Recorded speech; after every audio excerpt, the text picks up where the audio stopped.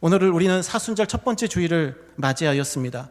인류 모두가 죄에 취해 영적인 잠에 깊이 빠져 있었을 때에 빛이신 예수님 이 세상에 오셔서 세상을 깨우시고 교회를 세우셔서 또 깨우시는 빛과 소금의 교회의 사명을 감당케 하고 계십니다.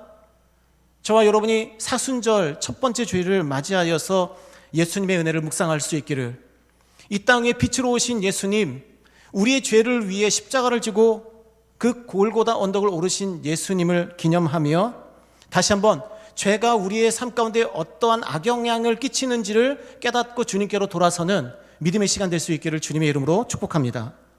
죄는 그 출발과 결과가 있습니다. 먼저 출발은 어디입니까? 자기애예요. 자기를 사랑하는 것. 창세기 3장 5절 말씀에 뱀이 하와에게 유혹합니다. 너희가 선악을 알게 하는 나무의 열매를 먹는 바로 그 순간 너희 눈이 밝아져서 하나님처럼 될 것이다. 인간이 자기를 사랑하는 가장 대표적인 방식이 자기 초월의 욕구, 하나님처럼 되고 싶은 마음이에요. 하와는 지금 그 유혹을 당하는 겁니다. 하나님처럼 될 거다. 어디에서 출발? 자기를 사랑하는 것. 내가 되고 싶은 건 하나님처럼 되는 것이거든요. 자기 초월을 하고 싶은 것. 그래서 모든 감각이, 하와의 모든 감각이 선악을 알게 하는 나무에게로 온전히 사로잡혀 버렸습니다. 6절 말씀처럼 그 나무를 봅니다. 눈으로 봐요. 죄를 짓기 위해서 눈으로 봅니다. 그리고 감각기관이 싹 빠져버렸어요. 먹음직도 하고 보암직도 하고 지혜롭게 할 만큼 탐스럽기도 보였습니다. 무엇 때문에? 자기 사랑 때문에. 창세기 11장 바벨탑 심판도 마찬가지입니다. 말씀드린 대로 바벨탑은 당시까지 인류의 모든 문화, 기술, 이성의 총합이었습니다. 대단한 기술력으로, 대단한 이성으로 만들었지만 이유가, 목적이 있었어요. 창세기 11장 4절 말씀에 세 가지입니다. 꼭대기를 하늘에 닿게 하자, 우리 이름을 내자, 지면의 흩어짐을 면하자. 겸손히 하나님을 예배해야 하는 인간들이 자기 꼭대기를 하늘에 닿게 하려고 합니다. 하나님의 이름에 영광을 돌려야 할 인간들이 자기 이름을 내자고 말합니다. 생육하고 번성하여 땅에 충만하여서 땅에 퍼져야 할 명령을 받은 인간들이 한 곳에 모여서 편하게 살자라고 말합니다. 다 자기 사랑, 자기 애 때문에 자기들의 영광을 추구하고 자기들의 이름을 내고 자기들의 편리를 도모한 것이죠. 그래서 성경에서는 이러한 자기를 사랑하는 것 때문에 제일 많이 하는 죄가 우상숭배의 죄입니다. 이 우상숭배의 죄 언제부터였을까요? 솔로몬 왕 때부터였을까요? 다윗은 뭐 생각하기 힘들죠. 사울 왕 때였을까요? 아니면 사사시대요? 사사시대도 꽤 빠르죠. 그런데 민수기 25장 1절 말씀에 따르면 애굽에서 구원을 받고 홍해 사건을 경험하고 놀라운 하나님의 구원의 역사를 체험하고 나서 시딤에 갔을 때에 모압 여자들과 음행하면서 이 모압 여자들이 제사하는 그 제사에 따라가서 신들에게 절하고 3절 말씀처럼 이스라엘이 바알보를 섬기는 우상숭배에 가담합니다. 하나님께서 앞에서 보이지만 않으면 바로 세상의 마음을 빼앗겨버리는 것이 인간이다라고 하는 것이죠. 구약 성경에서 우상은 딱 하나의 의미를 갖습니다. 풍요예요. 풍요. 물질입니다. 그럼 인간이 왜 물질을 탐하죠? 자기를 사랑하니까요. 자기를 사랑하니까 자기의 목적을 실현하기 위해서 그래서 우상들을 계속 만들어내지요. 일본에는 어떤 선교사님에 의하면 800만 개의 신이 있다고 합니다. 많이 만들어냈죠. 부모님이 돌아가시면 신이 된다고 합니다. 또 만들어내는 거예요. 왜요? 나를 지키기 위해서, 나를 보호하기 위해서, 내가 풍요롭게 살기 위해서, 나를 위해서. 저는 드라마나 영화를 설교 시간에 자주 언급할 생각이 별로 없습니다. 왜냐하면 영화나 드라마, 음악 등 이러한 미디어들은 기독교를 보통 이용만 할 뿐입니다. 영화나 드라마를 가지고 설교를 하시는 분들도 있는데 저는 조금 거기에 대해서 부정적입니다. 두 가지 문제가 있는데, 첫 번째는 말씀이 기본 텍스트가 돼야 되는데 보통 영화 내용이 텍스트가 되는 경우가 많아요. 아주 심각한 오류이죠. 두 번째로는 감독의 의도가 있는 것이 문제입니다. 그럼 영화를 해석할 때 정반대로 해석할 수 있거든요. 그러니까 이제 사실은 웃음거리가 될 수 있는 여지가 충분하죠. 세상의 미디어들은 기독교를 많이 이용합니다. 그래서 제가 드리고 싶은 권면은 세상에 파친코 같은 드라마들, 저는 보지는 못했습니다만 파친코 같은 드라마들이 기독교인들 지켜 세운다고 해서 그렇게 좋아할 것도 아니고, 어떤 드라마들이 기독교를 폄하한다고 해서 그렇게 근심할 것도 아니에요. 물론 그런 것들을 통해서 우리가 무엇인가 깨닫고 나를 하나님 앞에 바로 세울 수 있으면 그 정도 한계에서만 의미가 있을 뿐입니다. 세상의 문화들은 그냥 기독교를 이용할 뿐이에요. 자기들이 하고 싶은 얘기를 하기 위해서. 저는 많은 연예인들이 간증하는 것 좋아합니다. 하지만 주의 깊게 봅니다. 왜요? 간증은 그 자체로 증거가 되지 못합니다. 우리가 어떤 성도가 하나님의 사람이다라고 말할 때는 그 사람이 했던 말 때문에 우리가 그렇게 표현하지 않아요. 그 사람이 어떤 삶을 사느냐, 그 사람이 정말 자기의 신앙의 고백도로 살아가느냐, 예수 그리스도를 믿는 믿음으로 직장과 사업장과 기업에서 가정에서 신실하고 성실하고 선하고 바르게 자기 희생적으로 살아가느냐, 그게 증거이지 말이 증거는 될 수가 없는 거예요. 저희는 그냥 객관적으로 보면 되는 거예요. 아, 은혜 받았구나. 아, 성도가 되었구나. 아, 좋은 일이다. 앞으로 하나님께서 저분을 통해서 역사하셨으면 좋겠다. 어느 정도 거리를 두고 바라보시라, 그런 말씀을 드리고 싶습니다. 하지만 오늘 제가 더 글로리라고 하는 드라마를 이야기하는 이유가 있습니다. 이 드라마에는 말 그대로 현대인들의 종교관이 그대로 드러나기 때문입니다. 특징적인 것은 이게 학교 폭력에 대한 내용이잖아요. 가해자들은 다 종교가 있어요. 근데 가해자가 아닌 사람들은 종교가 없습니다. 대표적인 가해자이자 제일 상위 체급이라고 볼 수 있는 박연진, 무당과 샤머니즘과 연결되죠. 그 바로 밑에 차위 계급이라고 할 수 있는 이사라, 목사의 딸이고 또 사모님의 딸입니다. 기독교와 연결되죠. 가장 힘없지만 여전히 가해자인 최혜정, 시대계 종교인 불교와 연결되려고 애를 씁니다. 이들의 특징은 오늘날 현대 그리스도인의 특징도 조금 있어요. 부모님들은 신실한데 자녀들은 억지로 다녀요. 가해자들은 다 억지로 부모님들의 신앙을 따라가고 있습니다. 박연진, 어머니 따라서 소금을 맨날 맞으면서도 끌려서 무당집을 찾습니다. 이사라, 아버지가 목사이고 어머니가 사모이니 어쩔 수 없이 찬양대원으로 봉사하면서 예배 시간에 눈도 뜨고 그런 모습도 보여지죠. 최혜정, 시댁 어머님과 친해지려고 하니 어쩔 수 없이 저를 찾게 되는 것입니다. 그런데 그들의 부모들의 신앙에서 이 가해자들이 떠나지 못하는 이유는 한 가지죠. 돈 때문입니다. 박연진은 무당과 결탁해서 돈을 벌어들이고 있는 어머니를 통해 부를 얻고 있습니다. 권세를 누리고 있습니다. 자기에게는 힘이 없어요. 어머님이 큰 힘입니다. 이사라는 부모님의 인맥, 목사와 사모라고 하는 그 인맥을 통해 전시회에 그 부모님의 인맥이 와서 그림을 사가는 그것 때문에 교회를 다니는 것으로 볼 수 있습니다. 최혜정, 이 사람은 철저히 돈에 완전히 묶인 사람이에요. 그래서 돈을 벌려면 어떻게 할까? 아, 결혼을 잘해야겠다. 아, 결혼을 잘하는데 저기 부자가 있네? 아, 근데 부자가 자기 어머님 절에 다니니까 그 잘 따라가야 된다라고 말하니까 따라가요. 안타까운 일입니다. 현대의 우리 다음 세대 자녀들, 청년들 가운데 이런 청년들 많이 있습니다. 부모님의 신앙 때문에 억지로 교회에 나오는 자녀들이 많이 있죠. 남자 가해자들은 어떻습니까? 철저히 물신주의예요. 도원입니다. 돈. 재준과 명호 모두 다 물신주의자로서 돈을 추구합니다. 결국 현대인들, 겉으로 보기엔 종교인들처럼 보이지만 억지로 그 일을 하면서 추구하는 바는 뭐예요? 돈이라는 거예요. 물질주의, 물질이 돈이 되었다, 물질이 신이 되었다라고 하는 것이죠. 이 드라마가 꾸미고 있는 가해자가 아닌 다른 사람들, 예를 들어서 연진의 남편인 하도영 혹은 의사인 주여정, 이제 가해자, 복수하는 동은의 편이죠. 송혜교가 연기한 문동은, 이 세 사람의 특징이 무엇입니까? 자수성가예요. 은혜를 모르는 사람입니다. 죄송합니다. 이렇게 표현해서 죄송합니다만 이 사람들에게는 종교가 없어요. 그리고 종교를 농락하고 조롱하고 무시해요. 하도영, 자수성가한 사람 대표적이고요. 의사인 주여정, 우리가 볼 때는 황금 수저죠. 병원장 아들입니다. 하지만 이렇게 얘기합니다. 나도 바닥 좀 기어봐서 알거든요. 그 분노의 무게. 무엇이에요?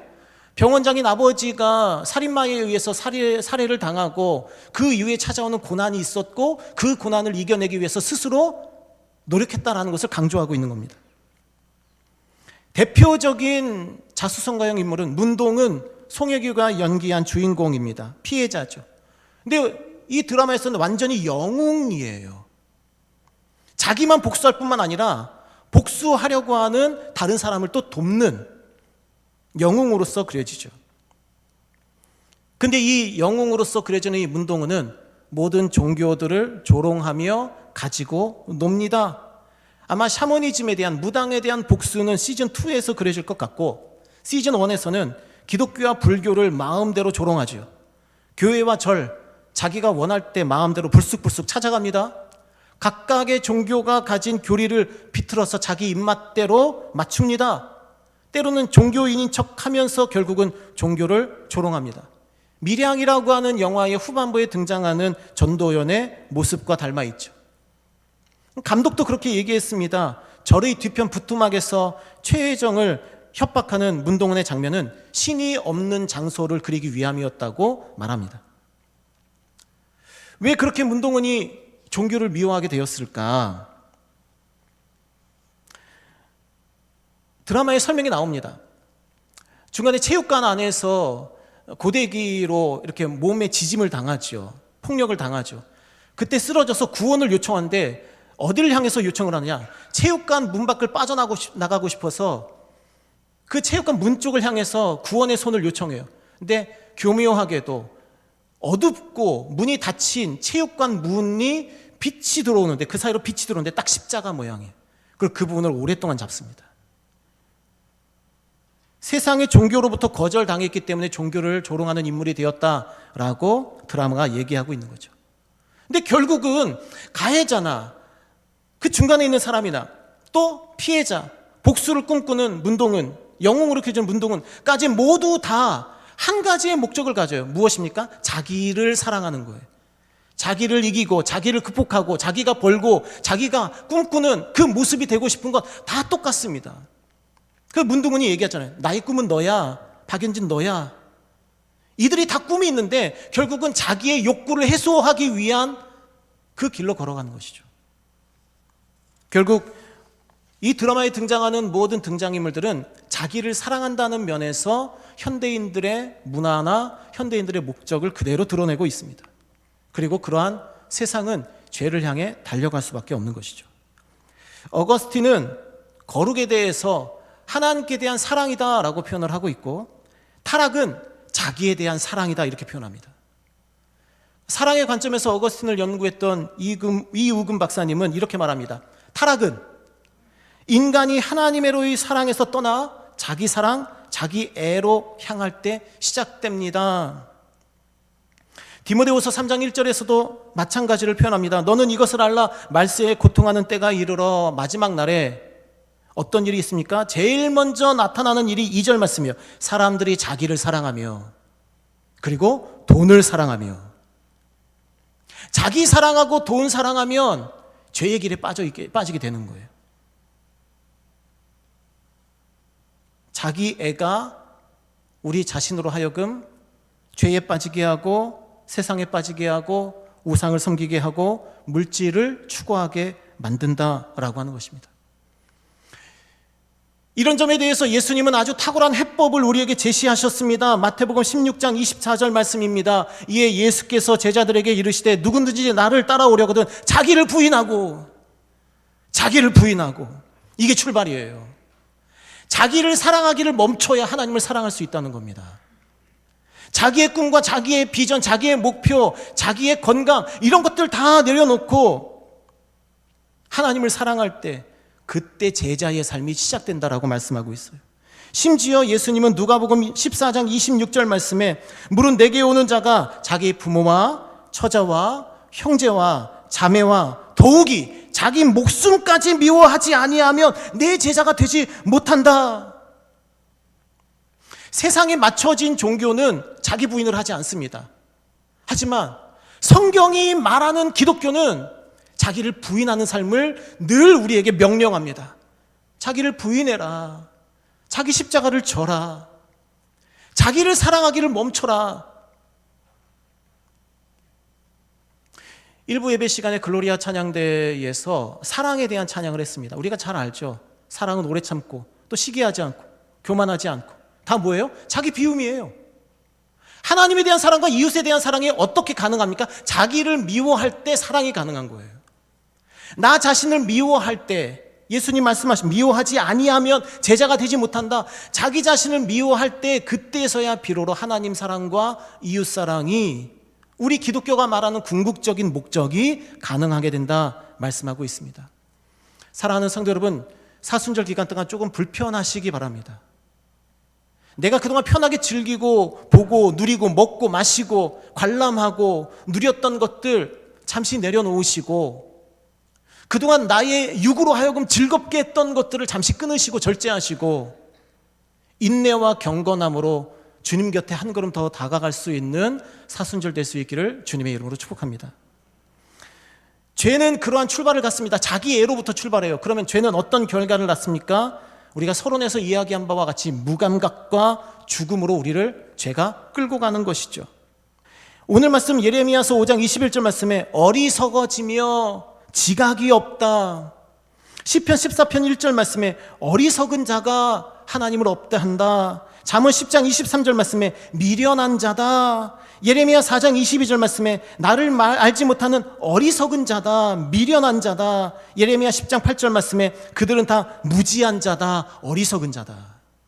그러니까 죄에 빠져서 지내다 보면은 하나님의 말씀이 들리지 않으니 무감각해져서 영적인 감각이 다 떨어져서 신앙은 그냥 형식적으로 흘러가고 들리는 말씀은 없으니 세상 사람들의 길로 불합리하고 또 비이성적으로 어리석고 무지하며 아무런 감각이 없는 길로 걸어갈 수밖에 없어서 요한계시록 3장 17절 말씀에 따르면 곤고한 것과 가련한 것과 가난한 것과 눈먼 것과 벌거벗고 있는지도 깨닫지 못해요. 사랑하는 성도 여러분, 영적으로 무감각해지면 예배와 기도, 말씀, 사역이 형식이 되어버립니다. 그냥 해야 하니까 하는 거예요. 하나님 앞에서 참회하고 회개하는 시간은 빨리 지나갔으면 하는 시간이 되어버립니다. 영적으로 무감각한 사람들은 말씀을 들을 때 내 마음은 이미 굳어져 있으니까 튕겨서 나가요. 다른 사람을 정죄하기 시작합니다. 그 말씀으로. 신기하죠. 내가 들으라고 하나님 내게 주시는 말씀인데 그 말씀 가지고 다른 사람 판단하고 정죄하고 비판하고 다닙니다. 영적으로 무감각한 사람들은 자기 눈 안에 박혀있는 들보는 보지 못하고 다른 사람들의 눈 안에 있는 티끌은 어찌도 그렇게 잘 발견하는지 모릅니다. 영적으로 무감각한 사람들은 가정에서 신앙적인 이야기를 하지 않습니다. 가정이 세상적인 얘기만 가득해져요. 영적으로 무감각한 사람들은 집에서 한 장소를 구별해서 기도하고 말씀을 읽을 자리를 만들 생각을 하지 못합니다. 영적으로 무감각한 사람들은 하루의 시작과 마무리를 세속적인 방식으로 시작하고 마무리합니다. 영적으로 무감각한 사람들은 많은 말씀을 듣고 많이 예배하는 것 같지만 직장과 사회생활 속에서 하나님의 소리를 듣지 못합니다. 영적으로 무감각한 사람들은 하나님의 은혜가 삶을 끌어가지 않기 때문에 내가 내 삶을 끌어가야 하기 때문에 피곤하고 힘들고 늘 지쳐서 불평이 흘러나오고 격려와 칭찬이 아닌 비판만 입에서 흘러나오고 사랑과 섬김이 아닌 높은 자리에 앉고자 하는 마음만 늘 앞서게 되는 것이죠. 그리고 그 끝은 어디입니까? 예레미야서 5장 25절 말씀처럼 모든 좋은 것이 끈기이고 로마서 5장 12절 말씀처럼 사망에 이르게 되는 것, 영적으로 죽었는데 죽은지도 모르는 것, 그것이 죄의 결과이다 라고 하는 것입니다. 인간 본성의 사중상태라고 하는 책을 쓴 18세기 스코틀랜드 장로교 목사님이자 청교도 신학자인 토마스 보스터는 이 죄의 결과에 대해서 이렇게 이야기하고 계십니다. 그들은 진노의 상태에 던져졌습니다. 손과 발이 묶였습니다. 지각은 어두워졌습니다. 마음은 돌처럼 딱딱하고 완고하며 무감각해졌습니다. 감정에는 전부 이상이 생겨서 선을 미워하고 악으로 그 삶이 기울어집니다. 자기를 부정함으로 우리가 이겨내야 할 죄의 결과들 우리가 잘 살펴보고 사순절의 기간 동안 예수님의 십자가로 우리의 삶을 계속 채워가는 저와 여러분 될 수 있기를 주님의 이름으로 축복합니다. 그러면 우리가 어떻게 이런 죄된 삶을 이겨낼 수 있을까? 생명이신 예수님을 바라보아야 될 줄 믿습니다. 예수님께서 우리에게 생명을 부여하는 방식은 무엇입니까? 성령님을 우리에게 선물하시는 거예요. 초대교회에 하나님께서 초대교회 성도들에게 예수님의 영이신 성령님을 부어주심으로 교회가 세워지게 되었고 살아나게 되었고 복음의 사역을 불길처럼 감당하게 되었습니다. 왜요? 성령님이 임하시면 우리가 우리 스스로를 부정할 수밖에 없어요. 내 힘, 내 능력, 내 말투, 내 능력, 내 달란트, 내 지위, 내 학력 중요하지 않아요. 내 안에 계신 성령님이 나를 이끌어 가시거든요. 로마서 8장 11절 이하의 말씀에 예수를 죽은 자 가운데서 살리신 이의 영이 너희 안에 거하시면 너희 죽을 몸도 살리시리라. 13절에 너희가 육신대로 살면 반드시 죽지만 영으로서 몸의 행실을 죽이면 살 것이다. 갈라디아서 5장 22절 23절 말씀 잘 아는 말씀이죠. 우리 안에 성령이 거하시면 성령의 9가지 열매를 맺습니다. 우리 안에 우리가 육신 안에 거하면 우리는 육신의 열매들을 막 맺어요. 불평하고 시기하고 판단하고 정죄하고 살인하고 미워하고. 하지만 성령님이 우리 안에 거하시면 우리는 부인할 수 있거든요. 나 자신을 나로서 날 수 없습니다. 늘 기도하고 성령의 임재를 구하고 성령님 나를 이끌어 주시옵소서, 나를 충만케 하여 주시옵소서, 내 생각과 내 뜻이 아니라 성령님의 음성들은 내가 순종하고 따르게 하여 주시옵소서. 그럼 사랑과 희락과 화평과 오래 참음과 자비와 양성과 충성과 온유와 절제가 다 맺어지는 거죠. 사랑하는 성도 여러분, 저와 여러분이 성령님을 소중하게 여기실 수 있기를 주님의 이름으로 축복합니다.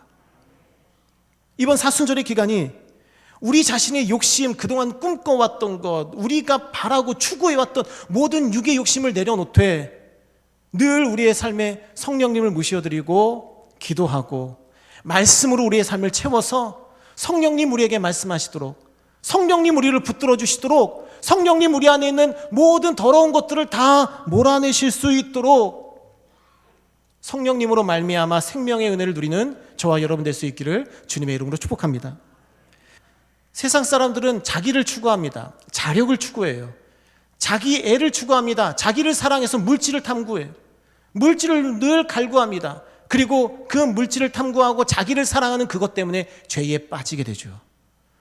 그렇게 죄에 빠져 세상에서 허우적대다 보면 영적으로 무감각해집니다. 생명을 잃습니다. 결국 하나님의 뜻을 깨닫지 못하고 영적인 죽음을 먼저 맞이하게 되는 것이죠.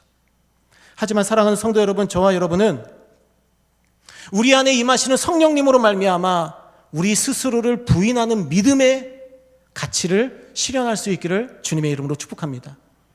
이 사순절의 기간 동안 주님, 성령님 내게 오셔서 내가 내 자신을 부인할 수 있게 해주십시오. 내 생각과 내 뜻과 내 원하는 것, 내 욕망, 내 갈망, 내 위치, 내 지위, 내가 다른 사람들에게 얻고자 하는 평판, 칭찬 다 내려놓고 내 자신을 부인하고 심지어는 내 목숨까지 미워하며 주님의 말씀과 주님의 영으로 내 삶을 채워 주님의 제자로 우뚝 서는 사순절이 되게 하여 주시옵소서. 믿음으로 결단하는 저와 여러분 될 수 있기를 주님의 이름으로 축복합니다.